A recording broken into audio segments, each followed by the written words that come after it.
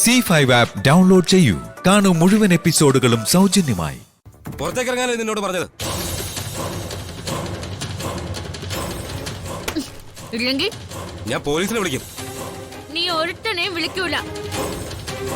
കണ്ണമ്മ കലിപ്പിലാണല്ലോ. എനിക്ക് മാനേജറുടെ കാര്യം പോക്ക. ഇവിടെ ആരുമില്ലേ? ഇവിടെ ഒന്ന് വെളിയിൽ ഇറക്കാൻ. ഏതെങ്കിലും ഒരുത്തൻ നമ്മുടെ ദേഹത്ത് തൊട്ട പിന്നെ കളി മാറും.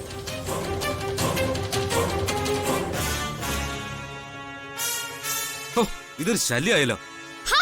ശല്യം നമ്മൾക്ക് വേണ്ട എന്താന്ന് നമ്മൾ ആദ്യമേ പറഞ്ഞതാണ്. അപ്പോൾ എനിക്ക് നേരമില്ല, ഒന്നിനും നേരമില്ല.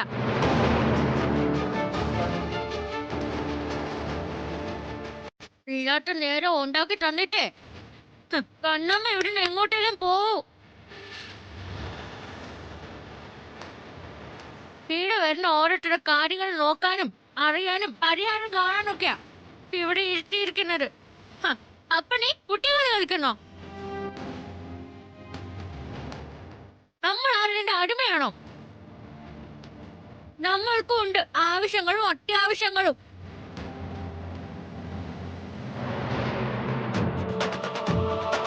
ഈ നേരോന്ന് പറയുന്ന സാധനം എല്ലാവർക്കും ഒരുപോലെ തന്നെയാ.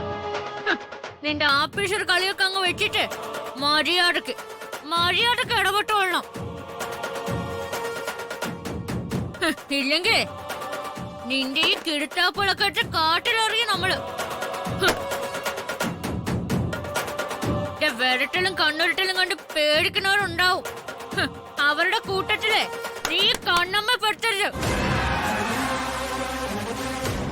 ചോദിക്കുന്ന സംശയങ്ങൾ മനസ്സിലാവുന്ന രീതിയിൽ മറുപടി തന്നോളണം. ഇല്ലെങ്കിൽ നിന്റെ ആഫീസർ പണി നിർത്തിക്കും നമ്മള്. പറഞ്ഞ മനസ്സിലായ? സോറി പെങ്ങളെ, എനിക്കൊരു അബദ്ധം പറ്റിയതാ. സംസാരിച്ച് പ്രശ്നമൊന്നും ഉണ്ടാക്കണ്ട. ഈ താളത്തിലായിരുന്നില്ലല്ലോ നേരത്തെ നിന്റെ സംസാരം. നമ്മൾ ഉൾപ്പെടുന്നവര് മുണ്ട് മുറുക്കി കൊടുത്ത് പട്ടണ കടന്ന് ഉണ്ടാക്കണ പൈസയാ ഇവിടെ കൊണ്ടു നടക്കുന്നത്. അതിൽ നിന്നാ നീ മാസം കൂലി വാങ്ങുന്നത്.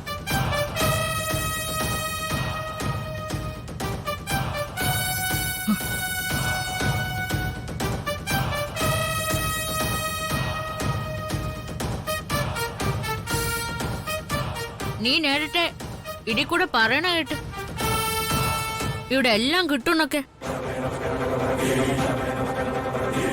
നിന്റെ ആ ഒറ്റ നോട്ടത്തില് നമുക്ക് മനസ്സിലായി നീ എന്താ മനസ്സിൽ വച്ചേക്കുന്നേന്ന്. നിന്റെ മറ്റൊറ്റ സംസാരവും നോട്ടവും ഇവിടെ ഉള്ള ഏതെങ്കിലും പെണ്ണുങ്ങൾക്ക് നേരെ വീണാനുണ്ടല്ലോ, രണ്ട് കാലിൽ ഞെളിഞ്ഞ് നീ മല ഇറങ്ങൂല. വെട്ടി അറിഞ്ഞ് തേയിലത്തോട്ടില് തടയിടും നിന്നെ. മനസ്സിലായടാ?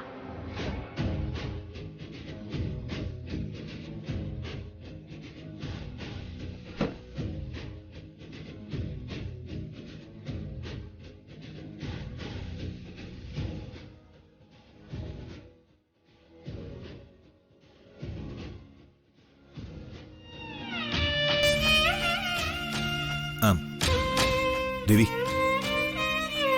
പോയ കാര്യം എന്തേലും ഞാനും ധർമ്മജൻ ചേട്ടനും കൂടി കുറെ അന്വേഷിച്ചു. ആ പെൺകുട്ടിയുടെ പേര് കൺമണി എന്ന. ഇവിടെ ചിലരൊക്കെ കണ്ണമ്മ എന്നാ വിളിക്കുന്നത്. പക്ഷേ ധർമ്മജൻ ചേട്ടൻ അവരറിയില്ല. ദേവിയുടെ ഒരു അനിയത്തി പുറം നാട്ടിൽ എവിടെയോ പഠിക്കാൻ പോയിട്ടുണ്ട്. അവൾ തിരിച്ചു വന്നു. അത്ര മാത്രമേ അറിയൂ. അതെ സാർ, ഞാൻ ആ കുട്ടിയെ ചെറുപ്പത്തിലേ കണ്ടിട്ടുള്ളൂ.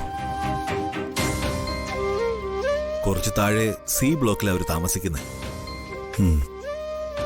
ഈ പറഞ്ഞ കൺമണിക്ക് ആകെയുള്ളത് ആ ചേച്ചിയും ഒരു അനുജനുമാണ്. ദേവി എന്ന ചേച്ചിയുടെ പേര്, അനിയന്റെ പേര് കണ്ണൻ, കുട്ടൻ എന്ന വിളിപ്പേര്. പിന്നെ ഈ ദേവി എന്ന് പറയുന്ന കുട്ടിക്ക് കാഴ്ചശക്തിയില്ല, ജന്മന അന്ധയാ. കൺമണിയെ ദേവി ഇതുവരെ കണ്ടിട്ടുമില്ല. ശരിയല്ലേ ധർമ്മജ? അതിനെക്കുറിച്ച് വിശദമായി എനിക്കറിയില്ല. പക്ഷെ ഈ അടുത്ത സമയത്താണ് പഠിപ്പ് കഴിഞ്ഞ് കൺമണി തിരിച്ചു വന്നതായി എസ്റ്റേറ്റിലെ ആൾക്കാർ പറഞ്ഞ അറിവേ എനിക്കുള്ളൂ. കേട്ടിടത്തോളം നല്ല തൻ്റെടിയായ ഒരു പെണ്ണാണ് കൺമണി. കളരിയിൽ നല്ല അറിവും.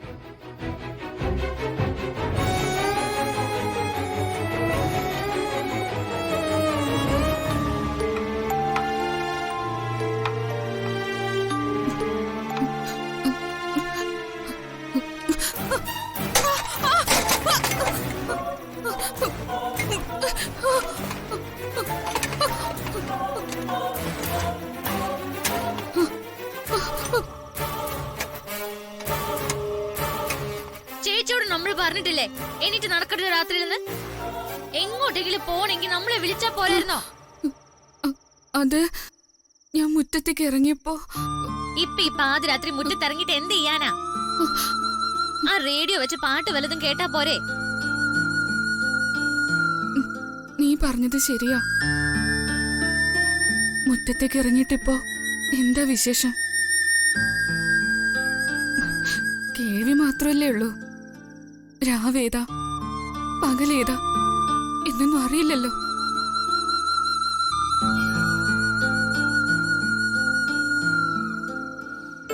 പിന്നെ അനിയൻ ചെറുക്കൻ, അതൊരു കുഞ്ഞു പയ്യനാ. ഇപ്പൊ അനിയനെയും ചേച്ചിയെയും നോക്കുന്നത് കൺമണി എന്ന ഈ കുട്ടിയാ. ആ പിന്നെ വേറൊരു കാര്യമുള്ളത്, ദേവി എന്ന പെൺകുട്ടിക്ക് ഒരു ഓപ്പറേഷനിലൂടെ കാഴ്ചശക്തി തിരികെ കിട്ടാൻ സാധ്യതയുണ്ടെന്ന ഡോക്ടർമാരുടെ നിർദ്ദേശപ്രകാരം ഈ കൺമണി എന്ന പെൺകുട്ടി അതിനായിട്ട് കാശ് സ്വരൂപിക്കുന്നുണ്ട്. അവളുടെ ഏക ലക്ഷ്യവും അതുതന്നെയാ.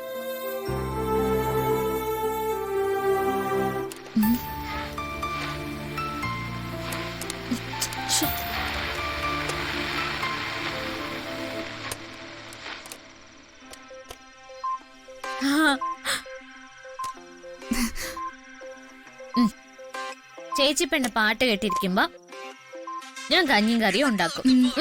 ഡൗൺലോഡ് ചെയ്യൂ C5 ആപ്പ്. കാണൂ എല്ലാ എപ്പിസോഡുകളും സൗജന്യമായി.